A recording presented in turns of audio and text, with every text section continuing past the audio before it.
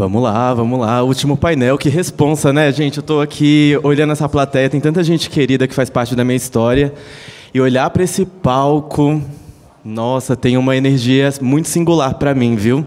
Porque quando eu falo de Vivi, eu falo de 2014, época que eu entrei na faculdade, essa mulher subiu no palco, eu falei, cara, eu quero ser que nem ela. Ela foi na minha faculdade, eu fiquei muito inspirado, sério, Vivi. Rafa, em 2017, quando eu entro na minha primeira oportunidade em agência de propaganda. E, para mim, o Thiago, cara, ele é o meu... aponta o farol do meu futuro, de verdade. Ele entra na minha vida em 2024 e agora, em 2025, eu assumo a liderança aí do time de curadoria e influência. E, a convite dele, eu estou aqui. Então, eu estou muito feliz. E Vini Bandeira aqui, muito massa ter você. Muito marcante com você hoje. Você vai ter hoje comigo e para além. E para além, eu tenho certeza. Primeiro eu quero começar aqui falando porque falar de Creator Economy, falar de favela é importante, é necessário, mas eu estou aqui com altas lideranças, eu estou falando de executivos da indústria que, em sua raiz, em sua essência, mobilizam as estruturas, mobilizam na perspectiva de quem contrata, mobilizam na perspectiva de quem aponta o briefing, aponta a ascensão de carreira de vários criadores de conteúdo, e não só criadores, mas também colaboradores e todo um mecanismo de um ecossistema de negócios que vocês possuem hoje, que vocês lideram hoje. Então, eu queria primeiro, antes de tudo, que vocês se apresentassem. Eu queria que vocês falassem um pouco da história de vocês e um pouco do propósito que vocês têm nesse lugar de alto escalão, nesse lugar de executivo. Vamos começar pelo Vini. Alô, tá funcionando? Tá. Eu ia fazer a gentileza de deixar as meninas começarem, mas tudo bem, já que você me deu a oportunidade. Eu comecei a carreira como redator publicitário no Recife, sou natural de Pernambuco. Pouco tempo de carreira, eu já quis vir para São Paulo, já entendi que o mercado era aqui. E com dois anos e pouco, trabalhei na África durante um tempo. Foi uma grande escola ali onde você começa a entender o que é trabalhar para anunciantes, né? Como as engrenagens se movem, como as grandes corporações, as grandes empresas se conectam com o público de maneira geral. Então, de lá, trabalhei em outras agências de propaganda, até que migrei para o outro lado do balcão. Fui trabalhar numa empresa de games chamada Wildlife, e aí a coisa se expandiu um pouco, né? Já era diretor de criação, fazia a comunicação para um público global, né? Para alguns dos jogos da empresa. Bom, e aí, para resumir, hoje eu estou no Grupo Boticário, trabalho como gerente criativo para venda direta, estou conectado com revendedoras do Brasil inteiro. Hoje a gente tem revendedoras em absolutamente todas as cidades do Brasil. E falando especificamente desse público de revendedoras, é algo que me toca muito como pessoa preta, porque vi na minha vida uma tia, uma pessoa muito próxima que nasceu, não, mas que fez uma carreira como revendedora, se aposentou como revendedora, conhecendo esse público, entendendo o quanto que nesse país, que é um público prioritariamente feminino, onde um país que tem a violência que tem contra as mulheres, que tem poucos lugares e oportunidades, elas conseguem encontrar dentro da revenda um lugar especial para poder se manter e construir sua vida. Então, enfim, para fazer esse grande apanhado de carreira e história, hoje eu estou nesse lugar e, enfim, super feliz de estar aqui hoje. Obrigado, gente. Boa. Ai, que legal. Nossa, eu estou feliz também. Que legal você trazer, né, esse tema também de revendedoras, porque a gente está fazendo um projeto, inclusive, eu acho que vai dar bom entre nós, nossas marcas, e o meu trabalho está totalmente conectado à mulher e à menina, né? Então, eu sou Vivi Duarte, eu sou formada em jornalismo, mas depois comecei a me descobrir como marqueteira, então eu sou uma jornalista marqueteira, muito por conta da ascensão social e financeira que eu precisava. Então, eu olhei para o marketing como um lugar de realmente destravar, né, o que a gente precisava de ascensão na minha família. E a área de marketing me dava mais oportunidades para crescer, para, né, estar dentro de empresas, trabalhar com marcas. Então, eu comecei trabalhando com Bung, Cocamar, lá no Paraná, Unimed. E, em 2010, eu descobri que eu podia ser empreendedora, né? Aliás, eu descobri lá atrás com a minha mãe e com a minha avó, que eram sacoleiras do Brás. Então, esse lugar de mulher revendedora, que vai buscar, que faz acontecer, sempre teve em mim. E, em 2010, eu lancei o Plano Feminino, uma consultoria para ajudar o mercado a falar com mulheres de uma forma mais consistente em relação ao que diz respeito a consumo, a representatividade nas propagandas. Então, uma consultoria para conseguir fazer as marcas terem mais propósito. A partir daí, a gente começou a trabalhar com grandes marcas, grandes cases, muitas coisas legais que a gente ainda faz. Hoje a gente está dentro do Grupo Mind, como sócios da Mind, né? Eu vendi um percentual bem importante da minha empresa para eles. E tenho também, hoje, um instituto, que fez 10 anos. Esse ano, a gente, inclusive, no dia 11 de outubro, a gente tem no MASP o nosso festival, que é o Festival Plano de Menina, que é a menina dos olhos, assim, para mim, porque é um instituto que capacita e conecta meninas para o mercado de trabalho. A gente tem vários projetos acontecendo, que estão acontecendo de uma forma muito consistente, porque a gente está conseguindo levar conteúdo para as meninas e também conseguir que as meninas destravem o protagonismo delas em relação à economia, em relação à autoestima, né? Então, hoje, a minha ideia, assim, como profissional, depois de ter passado por tantos lugares, ter construído a minha carreira, né, como empresária, hoje ter outros lugares também que eu invisto, daqui 3 anos, eu faço 50 anos, né? E eu quero, daqui 3 anos, estar dedicada totalmente ao meu instituto, ao Plano de Menina. Então, a Rafa está aqui, que é uma das minhas melhores amigas, eu falo toda hora para ela, né?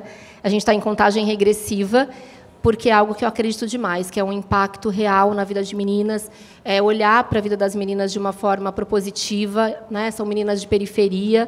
Então, a gente acabou de abrir agora a ETEC do Brás, né? A Thay está aqui, a Tainara, que era do Plano de Menina, e hoje trabalha no Plano de Menina comigo. Então, só na ETEC Brás, gente, tem assim, milhares de meninas cheias de ideias, de propósito, e é tudo que me move, sabe? É ver a gente conseguir ajudar meninas e mulheres a tirar o plano do papel. Tanto na publicidade, ajudar, né, marcas falarem com mulheres de uma forma mais propositiva, mas que eu confesso que, depois de 15 anos, né, com a Plano, eu começo a ver que a gente dá passo para frente, dá passo para trás, sabe? Então, eu hoje, com o meu privilégio, eu penso assim, eu falo com a boca cheia, assim, daqui 3 anos eu quero cuidar do meu instituto, sabe? Eu espero que a nova geração que venha para a propaganda venha muito forte com esse propósito mesmo, né? De não esquecer o propósito, porque a gente avança e qualquer coisa que acontece, a gente dá um passo para trás e as marcas começam novamente a vender seu produto, a tirar a representatividade do ar. É aquela coisa que parece estar enxugando gelo, né? Mas eu acho que vem aí também novas gerações com muito mais força, né? A Plano continua, com certeza, mas eu quero estar em conselho. Daqui 3 anos eu quero estar só com o meu instituto brilhando, tinindo. E quem puder, quem estiver aqui em São Paulo, dia 11 de outubro, no MASP, a gente vai estar com o Plano de Menina. Gente, está lindo, tem uma programação incrível. Então, já se inscrevam, a gente vai começar a divulgar a partir da semana que vem para estar com a gente. Então. Perfeito, obrigado, Vivi. Uma salva de palmas. Agora vamos lá, Rafaela Martins. Boa tarde, todas e todos. Primeiro, obrigada, Ti.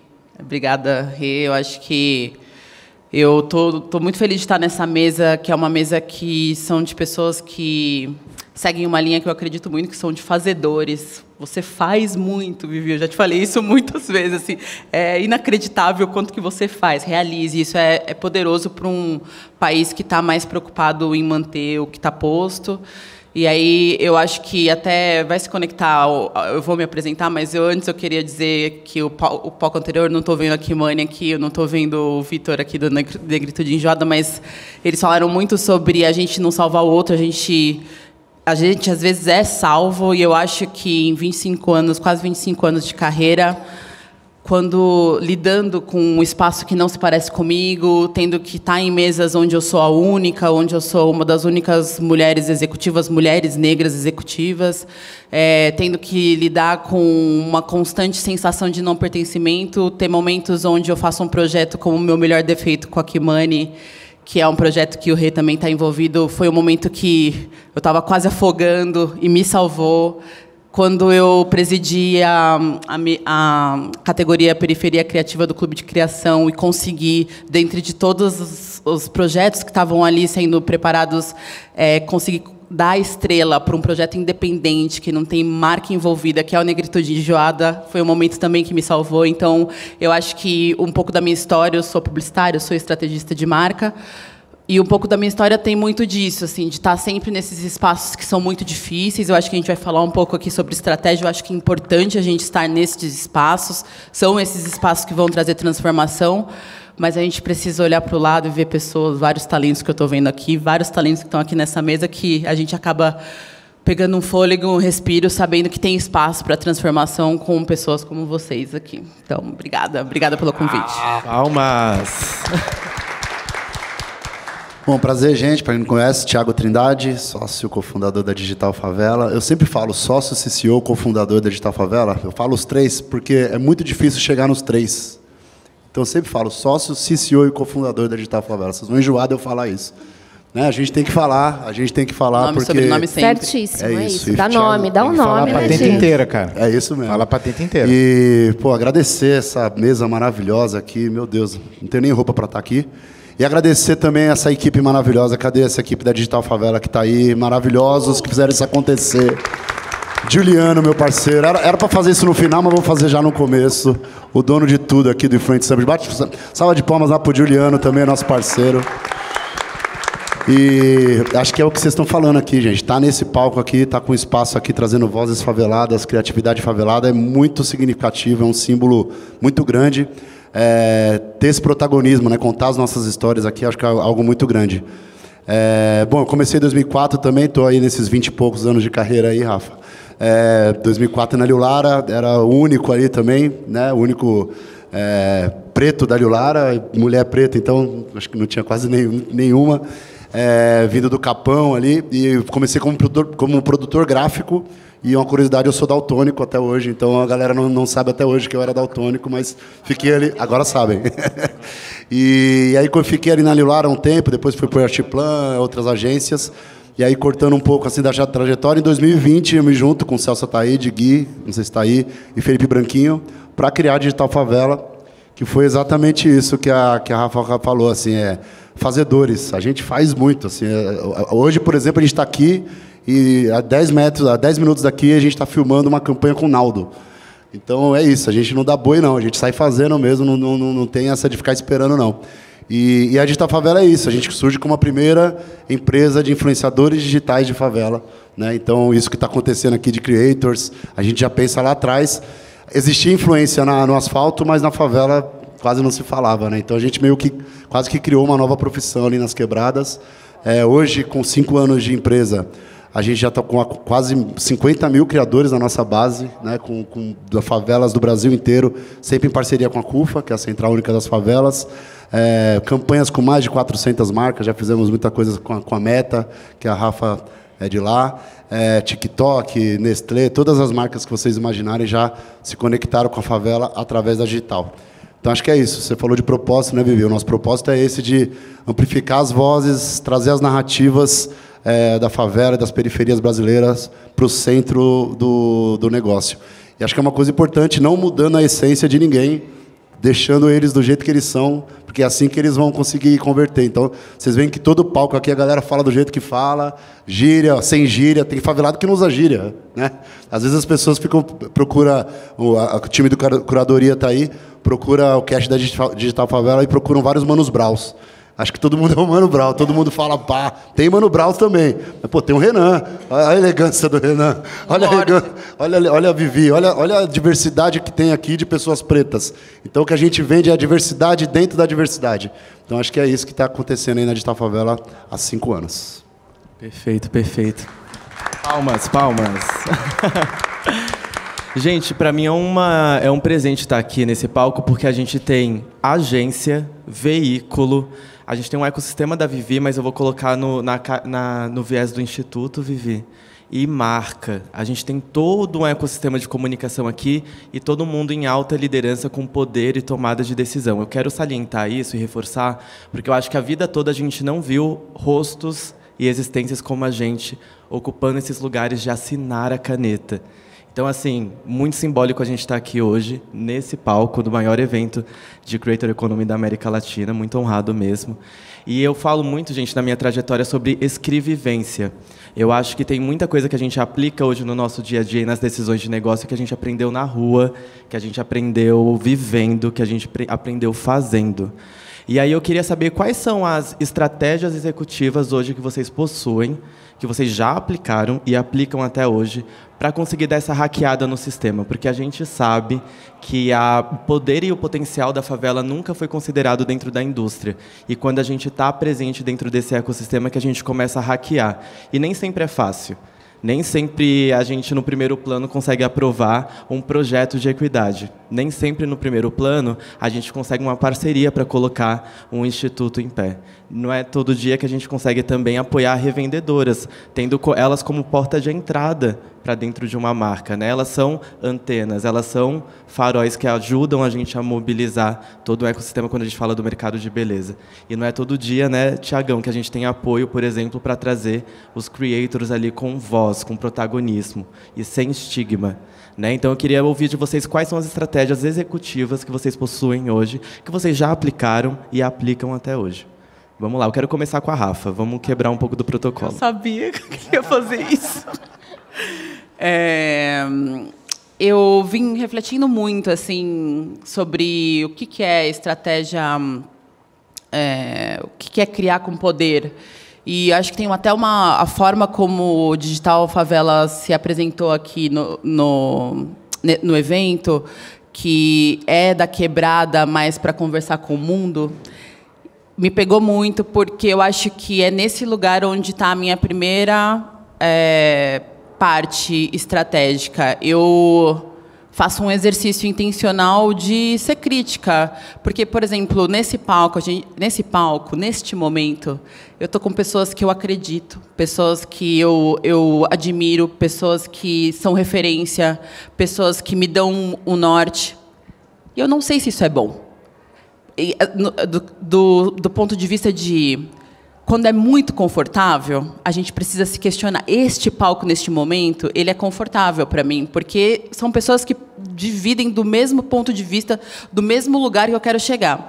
E eu acho que nessa estratégia para se criar com poder, para se criar de forma que você rompa caminhos, abra espaços, a minha primeira estratégia é fazer um exercício intencional, emocional, terapêutico, para que eu possa estar em espaços que são desconfortáveis. Porque hoje a gente está numa estrutura capitalista, e a estrutura capitalista, a gente está falando sobre dinheiro, e dinheiro, hoje, você falou sobre as canetas, mas elas não necessariamente estão na nossa mão.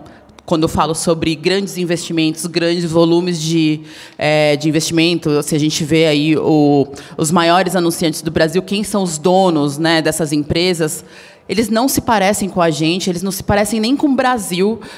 Tem muito brasileiro, a gente sabe qual tipo de brasileiro que está ali liderando aquelas empresas, e a maioria são de grupos que não são grupos brasileiros. E eu acho que é importante a gente colocar isso na mesa, porque a gente precisa encontrar estratégias de se manter energizado em espaços como esse, e aí eu não estou falando que é sobre uma coisa ou outra, acho importante a gente ter esse espaço onde a gente possa adquirir o respiro, né? A gente possa se salvar, mas a gente precisa encontrar estratégia para estar nessas mesas que são difíceis, que são desconfortáveis, porque é nesse lugar onde eu encontro um espaço para a gente fechar estratégias como a gente já fechou, para a gente poder trazer talentos e pessoas como a Kimani, como a gente já fez o Rê, quantas histórias a gente tem para contar. Eu acho que é nesse momento onde a gente consegue encontrar um caminho, porque também não adianta a gente só estar na mesa difícil, sem saber o que está acontecendo, sem estar com o pulso do que é o Brasil de verdade. Então, eu acho que a minha primeira estratégia é fazer paz com mesas desconfortáveis, porque são nessas mesas onde as transformações acontecem. Perfeito. Vamos lá com Vivi agora. Eu aprendo muito com a Rafa, né, gente? Eu aprendo demais, inclusive essa resiliência, esse lugar também importante, como ela disse, da gente aprender a estar nesses espaços que são desconfortáveis, mas a fazer uma leitura daquele cenário, né? Então, o que eu perco, o que eu ganho, né? E nem sempre a gente consegue ter. Eu tenho a Plano, que é uma consultoria que foi pioneira no mercado para falar sobre diversidade, falar sobre inclusão, e dentro desses espaços que chegava ali, não tinha diversidade nenhuma, a criatividade brasileira, em 2010, eu chegava para apresentar plano feminino e falava, olha, a gente precisa aqui, ó, tem os big numbers aqui, 56% da população negra, as mulheres em banco de universidade são maioria, a gente tem uma diversidade de beleza de cabelos aqui que não são representadas na propaganda. Todo mundo, todos, homens, brancos, héteros, das mesmas universidades, né, que a gente já sabe quais são, Tier 1, né? Todos olhando para a minha cara na mesa de reunião, assim, me encarando com o bracinho cruzado, assim, o que você está fazendo? What the fuck? Quem é ela, sabe? Quem é ela na fila do pão? Inclusive, já do meu livro para vocês. Quem é você na fila do pão? Porque depois de tantos anos eu consegui responder essa pergunta do meu livro, né?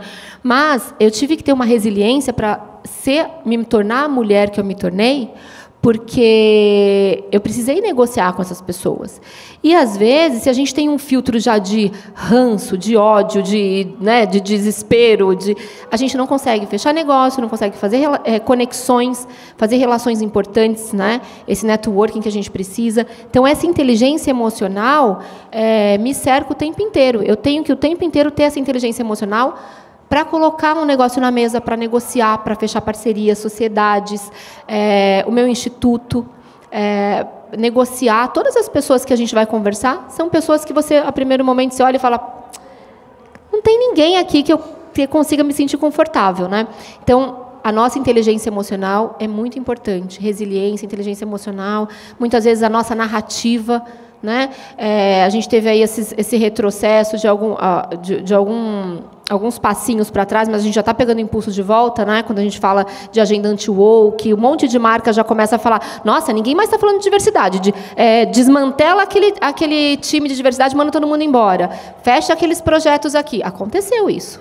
Está acontecendo. O que eu tive que fazer? Mudar a narrativa do meu negócio, né? Tanto do instituto quanto do modelo de consultoria. Eu tirei tudo em relação a falar de diversidade, inclusão, porque isso já é o nosso core. O que eu coloquei? Inteligência de marketing, dados, insights de inovação, criatividade, e estou no jogo, né? E tem hora que dá vontade de falar, mas você está no jogo, a tua narrativa importa, a tua postura, a tua resiliência, a tua inteligência. Eles não precisam entender tudo. Não precisa entender tudo. E está ali fechando o negócio. Então, a gente tem que ter essa inteligência para ficar no jogo e para fazer valer o que a gente acredita, o nosso propósito, né? Perfeito, Vivi. Que bom que eu comecei com vocês duas, porque tem uma intenção em começar com vocês duas, porque a gente sabe que mulheres negras hoje ocupam a menor porcentagem hoje dos cargos de liderança, e mesmo que a gente ainda não consegue, Rafa, que vocês não conseguem assinar grandes montantes de grana, vocês conseguem fazer micro-revoluções diárias que são desconfortáveis e desconfortantes. Então, eu queria mesmo ter tido a intenção de começar com vocês, porque é isso, né? Quando uma mulher preta se movimenta, todo o ecossistema se movimenta, e todo mundo que está aqui é um reflexo disso. Então, que bom que vocês existem, que bom que vocês estão revolucionando todo dia, todo tempo, a toda hora, e que bom que vocês também constroem esses núcleos de resiliência, de sagacidade, de afeto, para conseguir levantar no outro dia e ir lá desbravar, porque a gente é movido por propósito e a gente se vê nesse olhar, né? Eu quero agora passar a bola para o Vini, porque você também está no ecossistema de marca. Normalmente, marca aciona agência aciona veículo, e todo esse ecossistema se move. Eu queria entender qual é a potência desse poder que você tem lá dentro também de fazer essas micro-revoluções, porque também pode ser um desafio bem, bem grande, né? Olha, primeiro, eu acho que eu sou muito humilde para achar que tem um poder, mas eu sei que, invariavelmente, a gente acaba dando uma sugestão ou outra que a gente consegue, de fato, mover corrente. E acho que eu vou tentar ir para um lugar que minhas amigas aqui não foram. Talvez eu seja sincero demais. Mas, enfim, vamos lá. Eu acho que crescer na periferia é você negociar com o perigo o tempo inteiro, né? Enfim, porque pode ter polícia, pode ter um malandro, você faz alguma bobagem, e você está sempre negociando com o perigo.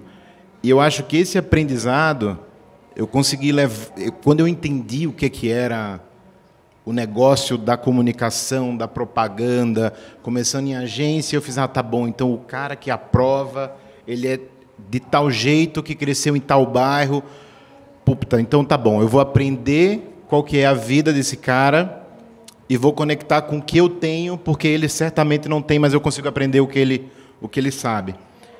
E aí, eu acho que essa conexão entre mundos, né, entre o que é crescer negociando com perigo o tempo inteiro e depois aprender o business e o negócio, qual que é o money talks, né, como que o dinheiro fala, acho que te dá um poder de contar narrativas e chegar em lugares que ninguém chega, né? E tem um outro ponto, tem mais 2 pontos, né? O segundo é um conhecimento de um Brasil que os escritórios, a Vila Olímpia, a Vila Madalena não conhecem. Hoje eu contei essa história, inclusive ela é real. Na cidade de Piranhas conheci uma senhora, tinha 90 anos e ficamos de papo. A cidade de Piranhas fica no sertão do Nordeste, é a cidade onde, próxima ao Angicos, o sítio que mataram o Lampião, expuseram a cabeça do bando todo ali na cidade, enfim. E conversando com ela, ela contou assim, ela fez, cara, eu tenho 2 filhos. E aí, nesse país polarizado, é muito bom, porque eu perguntei, qual o nome dos seus filhos? Ela fez, um chama Fidel Castro e o outro Fernando Collor. Esse é o Brasil, gente. O Brasil é uma loucura. Suco de Brasil. É o suco, é isso. Então, quando você traz isso para uma mesa onde está uma discussão, às vezes até frívola, de quem talvez pense que conhece, obviamente não estou aqui no lugar de me achar um exímio conhecedor do Brasil, mas eu acho que quem cresce numa periferia sai com, ou já vira adulto, com PhD em sociologia, porque de fato ali é conhecer muito do que é o país. E aí o terceiro ponto, e aí eu vou usar Ariano Suassuna aqui para suavizar o que eu vou dizer, é que ele fala do mentiroso lúdico, é aquele que dá uma mentira, mas sem intenção de prejudicar ninguém, mas na intenção de contar uma história mais envolvente e se conectar com as pessoas de um jeito mais profundo. Eu acho que isso também, e aí da literatura, enfim, e aí tem um pouco a ver também com o fato de ser nordestino, isso levado para a vivência do mundo corporativo, eixo São Paulo, Rio, enfim, qualquer que seja, a capacidade de contar histórias que conectam e envolvem, eu acho que a periferia ela tem isso de um jeito extraordinário. Extraordinário. Não conheço e nem conheci ninguém. Eu acho que trabalhei com o Tiagão como redator e conversando com os maiores redatores que a gente conhece, que contam as grandes histórias, que fazem os grandes comerciais, é uma galera que tem uma conexão com a periferia porque consegue trazer dali um insight que não é só verdadeiro, mas consegue transformá-lo em potência pela forma. Então, acho que são esses 3 pontos que eu queria colocar aqui, trazer para a mesa, de um jeito talvez um pouco diferente do que as minhas amigas trouxeram. Perfeito. Agora eu quero concluir um pouco dessa pauta com o Tiagão, porque ele fez um movimento também de emancipação e de autonomia, que são muitos percursos que normalmente a gente vai tentando buscar essa salvação, né? Esse lugar de, cara, como eu consigo ter mais domínio dos movimentos e das revoluções que eu consigo fazer hoje, das transformações que eu consigo fazer hoje no mercado. E aí eu adoro quando você fala que é sócio, Tiagão, porque você não chega sozinho, né? E eu acho que o seu discurso, a sua trajetória traz muito sobre isso, coletividade. E eu queria que você pudesse inspirar todo mundo que está aqui assistindo a se emancipar de forma coletiva, porque isso é uma forma do que você faz todo dia na digital. Eu queria também que você trouxesse um pouco disso para a gente. Acho que é bom contar a história também. Quando eu comecei na Liulara, em 2004, eu era produtor, depois eu virei redator. Eu sempre conto essa história, mas é legal, porque acho que é um papo propositivo aqui para a galera se inspirar e entender como que a gente foi hackeando e para chegar aqui, né? E aí eu fui para a criação, depois de uns 5 anos, consegui entrar na criação. Para quem não sabe, né, Vini, a agência de publicidade é impossível entrar. 2004, então, era impossível mais ainda. A criação da agência é impossível à 10ª potência, né? Pô, ser um criativo preto, preta, periférica, não existia. Esqueça. Hoje, graças a Deus, tem muita gente aí ocupando, mas naquela época não tinha ninguém. E eu lembro que quando chegava um briefing ali na minha mesa, eu tinha umas ideias, tal, ia contar para o diretor de criação, e aí eu contava, né, com as minhas referências, e reprovava. Eu falei, sou ruim pra caramba, cara, não sou criativo, vou voltar a ser produtor gráfico, não é pra mim isso. E aí eu comecei a pegar a manha, que é o hackear, né? os caras contavam a ideia, eu contava assim, pô, aquela referência daquele clipe do Mano Brown, lembra aquele clipe do Racionais? Porque agora é moda, né? Todo mundo vê Racionais. Naquela época ninguém, enfim. E aí, não conheço não. Aí o outro, então, aquela referência do Red Hot Chili Peppers, aí eu falei, puta, é aí que tá a parada. Os caras não manjam de Racionais, manjam de Red Hot Chili Peppers, de Metallica, sei lá. Comecei a ouvir Red Hot Chili Peppers, Metallica, assistir os clipes e tudo. E comecei a pegar essa visão. Falei, pô, tá aí, é a minha ideia, mas a referência é dele. Aí ele vai aprovar. Batata. Virei gênio. Comecei a aprovar todas as ideias, dando referência do que os caras tinham e não do que eu tinha. Então eu comecei a hackear o sistema nisso aí. Traduzir é o que a Digital Favela faz até hoje, né? A gente traduz o nosso favelês para a marca que quer comprar ali. A gente meio que envelopa para presente, vai. Então, essa foi uma hackeada que eu dei, assim, então é uma coisa interessante. Mas aí, legal, fui aprovado, rolou, pô, o Thiago é redator, é criativo, legal, continuou aqui. Mas eu só fui virar o Thiago mesmo, o Trindade, quando eu comecei a usar mesmo as minhas referências. Eu falei, não, pô, calma aí, eu já estou aqui, agora eu não vou agradar mais esses caras, não.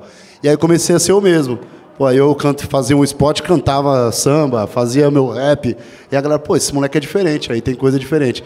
Então aí eu comecei a virar o Thiago mesmo, quando eu era contando a minha própria história. Então, tem duas fases aí de hackeamento, né? Você tentar entender como a pessoa vai entender aquilo que você está falando e também ser você mesmo. Hoje em dia, não sei se é mais fácil a palavra, mas dá para ser um pouquinho mais de você mesmo do que naquela época, né? A gente que desbravou. Tá parecendo que a gente é muito velho, né? Mas, enfim. Mas a gente é. A gente Não, então é isso, assim, é um pouco disso, assim, fazer um pouco o processo reverso e entender como aquela pessoa, ser um comunicador, né, que nem o Vini falou, ser um comunicador, inclusive na hora de contar a sua ideia, como que esse público aqui, como que essa CMO, como esse diretor de criação vai entender a minha ideia. Então acho que é um pouco disso, de narrativa. Total. E o poder de contar a própria história não tem nada mais valioso do que isso, né, gente? E eu acho que, olhando para a trajetória de vocês, a gente percebe isso, que vocês já fizeram muito, mas que agora vocês querem encontrar um terreno fértil, um solo abundante para que esse bastão seja passado de alguma forma, né?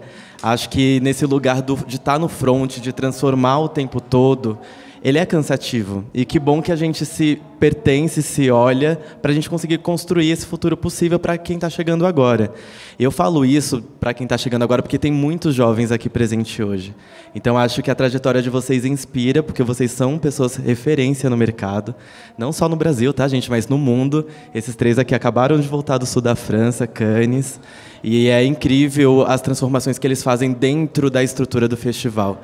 Isso, para a gente, é muito simbólico. O Vini constrói, cara, uma das marcas de beleza com mais brand value do mercado, assim, mais valor de marca, que é a Boticário. Então é muito bacana ter você aqui também, porque você está ali escrevendo histórias que precisam ser contadas. Eu acho que a sua raiz no Nordeste também traz muito fundamento para isso, porque quando a gente fala de quebrada, a gente fala de interseccionalidade, a gente fala de camada. Então é importante falar, sim, de quebrada, mas de gênero, de raça e de corpos, que são múltiplos, né? A gente aqui somos 5 pessoas, mas todo mundo com histórias muito singulares e que se encontram em um propósito. Eu queria até abrir para 2 perguntas agora. Eu sei que a gente já estourou o tempo, mas não tem como acabar esse painel sem fazer com que a plateia também se torne voz e pergunte para a gente aqui. Quem quer perguntar alguma coisa? Aqui, boa. Ô, Rê, enquanto vai indo, só uma breve história de 15 segundos. Conta aí, Você falou que a 15 gente, segundos, 15 a gente segundos. revoluciona, não? Rafa revoluciona. Essa mulher aqui, para quem não sabe, a gente foi jurado juntos em Cannes em 2024. E ela tinha acabado de ter a filhinha, né? 12 dias. 12 dias de filhinha. Sabe o que essa mulher fez? Ela falou, eu só vou se vocês fizerem uma creche e se eu levar minha rede de apoio. E aí Cannes criou uma creche para ela levar a filhinha dela e o marido. E aí maravilhosa. Salva de palmas para a Rafa. Salva de palmas. Ela revoluciona. Ela revolucionou. Tô cansada. Bom, boa tarde. Meu nome é Miele. Eu queria fazer uma pergunta bem simples. Uma palavra que define cada um de vocês. Só uma palavra. Uau, achei, né? Vamos lá, começa aí, Thiagão. Eu ia falar 2, Digital Favela. Pode ser 2. Improviso. Plano. Nossa, é que tem que ficar uma explicação também, senão eu vou parecer meio arrogante. Mas, enfim, já falei 12 Eu vou palavras. ter que explicar. Então se ela vai, eu vou também. Você tem essa licença, vai lá. Não, eu acho que é algo que vem da minha mãe, né, de olhar ela, de aprender com ela, e é sobre generosidade. Então, desse espelho. Ser generoso. Cara, eu acho que, pensando no mercado, assim, eu me vejo muito, e ouvindo todo mundo, eu me vejo como porteira, porta. Porque eu acho que, assim, tem e eu vou explicar. Eu sei que você pediu uma palavra, mas eu preciso explicar porque responde um pouco do que a gente vem conversando. Eu acho que pessoas que já estão há muito tempo no mercado, como nós, assim, eu acho que tem um lugar de um pouco também até de adoecimento, porque a gente tem que dialogar muito com todo o equívoco social está refletido nas estruturas ali, na dinâmica, principalmente se a gente faz o recorte corporativo. Então, eu acho que o meu trabalho hoje ele é muito esse lugar de como é que eu posso abrir caminhos para que pessoas, projetos, talentos que estão aqui possam entrar para fazer essa coisa de não ter que pensar no Metallica, ou o trabalho que teve que ter, e isso é uma inteligência poder, porque eu me vejo muito no que você contou, assim, porque eles nem imaginam toda a história que precisa ser feita para que a gente possa construir um mínimo espaço para que a gente possa avançar. Então, eu acho que tem conversas de gerações e gerações. Eu acho que tem a geração que precisa continuar dialogando e eu me sinto e ainda tenho energia para estar nesse lugar, mas tem um peso e tem um ônus de ser esse espaço. Por isso que eu me vejo muito quando essa porteira para que vocês entrem, cara, e faz esse negócio dar certo, porque eu acho que eu já estou cansada. Maravilhosa. Eu amo isso. É isso, a gente se fala no olhar. E para mim é honra. Honrar quem veio antes, honrar quem está aqui agora e honrar vocês que estão chegando e quem vai vir. Para mim é isso, assim, quando a gente tem respeito e pede licença para chegar, a gente chega longe, muito longe mesmo. E aí eu queria agora, última pergunta. Vamos lá. Bora lá.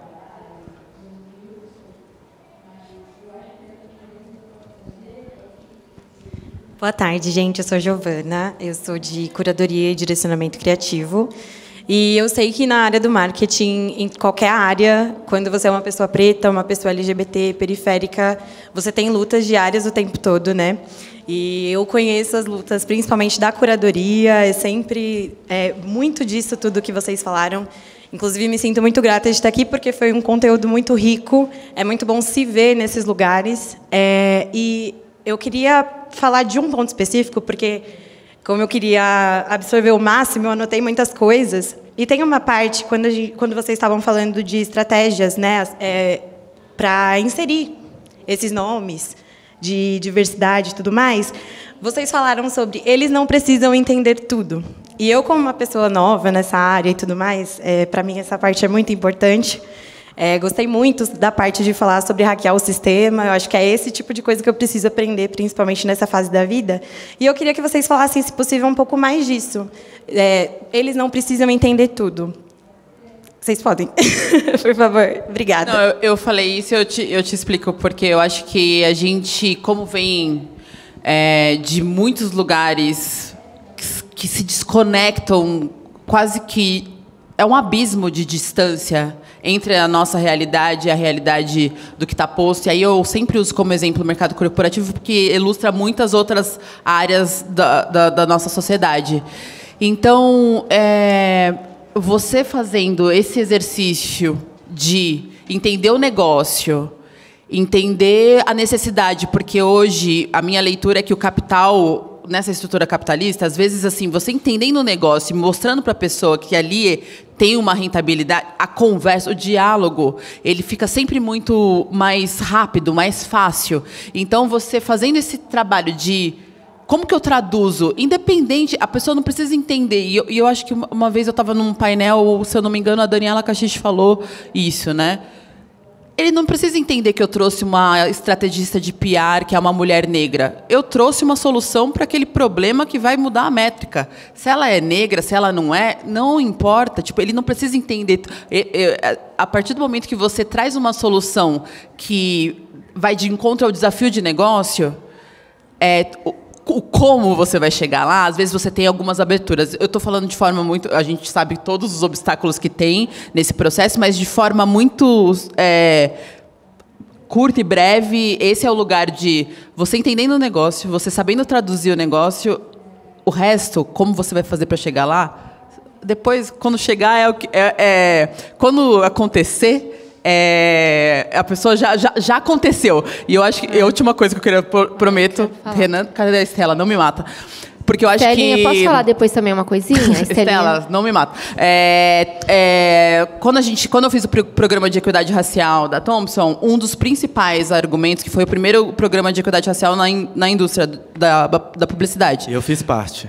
Que ele foi o Renan é a primeira turma, inclusive. Exatamente. Se eu estou aqui hoje foi por isso, Rafa. Obrigado. E eu lembro que o argumento que eu usei junto com a Patrícia Santos estava...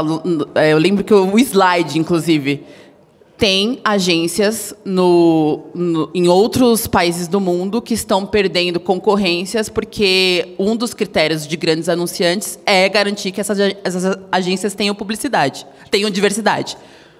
Cara, eu não preciso falar mais nada. Eles me deram carta branca para fazer tudo. Então, assim, óbvio que tinha muita gente ali que queria porque era o certo a ser feito, mas, assim, esse é o negócio, esse é o futuro. Então, acho que esse jogo de traduzir.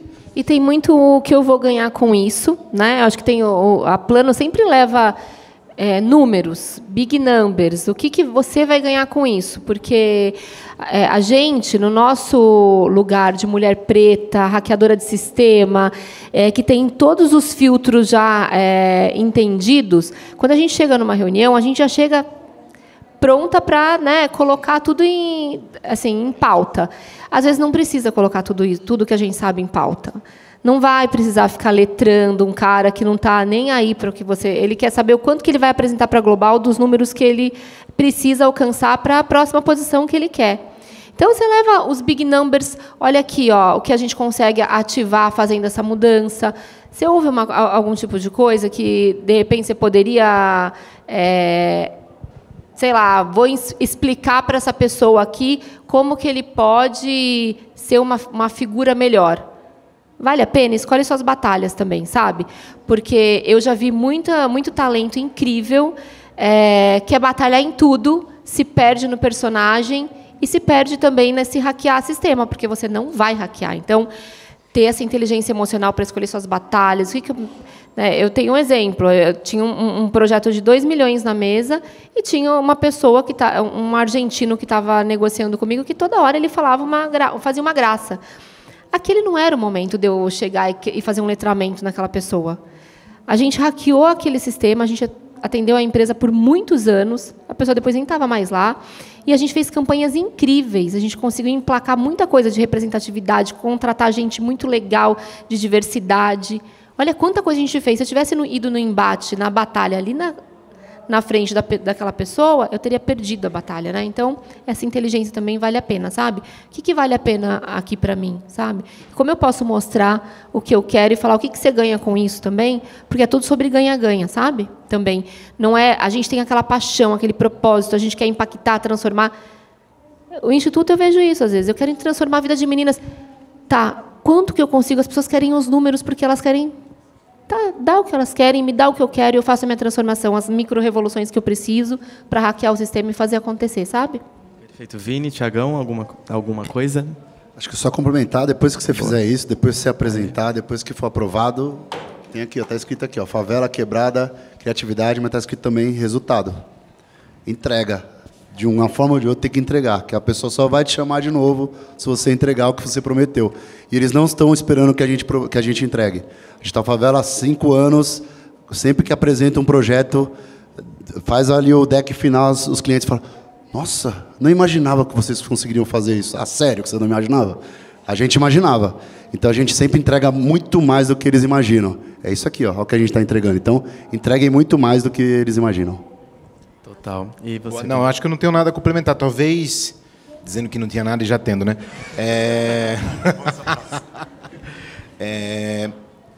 E aí, para te ajudar, talvez, um ponto nevrálgico assim, da tua pergunta, é uma estratégia de pesquisa mesmo. Cara, quem que é meu interlocutor? com quem que eu vou falar? E hoje está fácil de descobrir, né? Então a gente vai no LinkedIn, vê onde estudou, vê onde trabalhou, vê o que é que fez. Se bobear, joga no Instagram, já sabe o que é que gosta. E assim, vê se tem música, se tem foto andando de bike, já puxa assunto. Acho que às vezes a gente tem que entender... A vida é maratona, né? Não vai ser 100 metros rasos. Então, tem momentos que... Tá bom, deixa eu me segurar aqui, porque eu acho que aqui tem um plano importante e grande para ser feito, e com o tempo eu vou conseguir fazer. Do que no ímpeto, tentar dar um lantramento, tentar chamar, tentar... Obviamente que tudo depende, né? Porque tem... Não sei quem viu a novela essa semana, o Odete Roitman tomou um belo de um tapão. O tapa do Brasil. O tapa do Brasil, então, enfim. Então, tudo depende do quê. Mas acho que é isso. É sempre, falando do ponto de vista do negócio, é maratona. Não é 100 metros rasos. Perfeito. Arrasou. Eu quero fechar agora falando que... Vou até parafrasear uma música do Emicida, na época em que a sociedade achava ele raivoso, em que ele falava: eles querem que alguém que vem de onde nós vem seja mais humilde, abaixa a cabeça. Mas eu acho não, tenho certeza, que quando você vê, quando você se percebe quem é você na fila do pão, você começa a ter mais autonomia para contar a sua própria história. E quando você tem autonomia para contar a sua própria história, você bebe do que sua mãe trouxe, que é essa coragem matriarcal mesmo de deixar um legado generoso para quem vem depois. E quando a gente olha para o amanhã, a gente também crê no círculo que a gente está construindo todo dia, como a Rafa faz incansavelmente, que existe esperança, que nem tudo está perdido, e que a gente vai jogar o jogo do sistema, sim, até a última gota, assim, de resiliência que a gente tiver. E quando nos faltar, a gente vai olhar para o lado para se empoderar, para se reerguer. E eu quero fechar só falando que quando tudo parecer perdido, tem uma digital favela existindo, tem um quilombo que a gente constrói, tem algum espaço aí na tua quebrada que você pode também colocar seus projetos na rua. Porque é isso, é sobre se entender, contar a sua própria história, ter a generosidade para acolher o coletivo, mas também criar os espaços em que a gente se impulsiona e se fortalece.